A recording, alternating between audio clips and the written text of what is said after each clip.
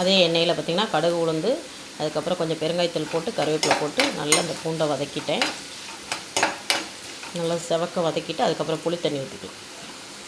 இப்போ நம்ம கார மிளகாத்தூள் சேர்த்துக்கலாம். நான் ஒரு 1.5 ஸ்பூன் போல் சேர்த்துருக்கேன். நல்லா கலர்ஃபுல்லாக இருக்கும்.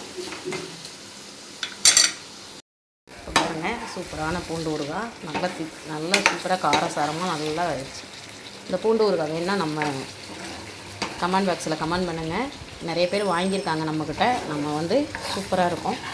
பூண்டு ஊறுகாய் இருக்குது நம்மக்கிட்ட, மாங்காய் ஊறுகாய் இருக்குது, மசால் பொடி எல்லாமே இருக்குது. வேணுங்கிறவங்க வாங்கிக்கோங்க.